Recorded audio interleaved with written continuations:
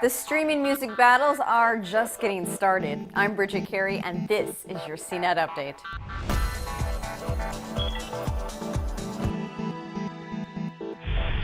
You probably know Beats Electronics for their Dr. Dre branded headphones. Well, Beats is launching a subscription music service in the coming months. It'll be called Daisy, and it wants to do so with some marketing help from AT&T. CNET has learned that executives at Beats have been in talks to work with AT&T, so this Daisy streaming music service can be bundled with AT&T data plans. For example, maybe you can listen for free for a while if you're an AT&T customer, and that'll help gain audience quickly since it's already a competitive space with Spotify, RDO, and Pandora. And don't forget about Google Music All Access and iTunes Music. But this Daisy music service would be a hybrid of computer algorithms and human-curated playlists from experts in the music industry. For example, Nine Inch Nails frontman Trent Reznor will be the chief creative officer for this service.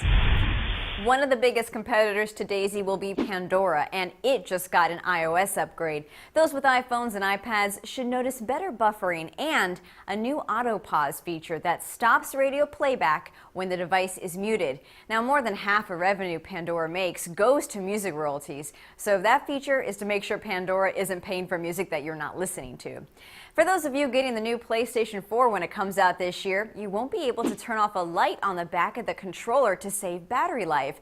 This was confirmed in a tweet by a Sony executive. The DualShock 4 controller has a light bar that changes colors based on what's happening in a game, and is designed to work with the PlayStation camera. But if the camera isn't connected, the light bar is pretty much pointless, so if you don't connect a camera, you don't need the light, but that light has to stay on, which might annoy people who rather just turn it off to save battery. And speaking of video games, a new Grand Theft Auto 5 trailer is out that shows actual gameplay. This is a huge open world where you get to jump between 3 playable characters, and you can do tons of things like plan the details of a jewel heist or go golfing. Nirvanas to pursue, oceans to dive, animals to spot. The game will be available for the Xbox 360 and PlayStation 3 on September 17th.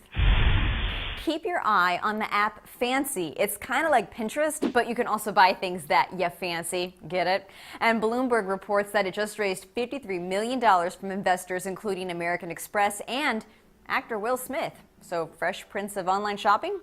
That's your tech news update. You can find more details at cnet.com/update or follow along on Twitter. From our studios in New York, I'm Bridget Carey.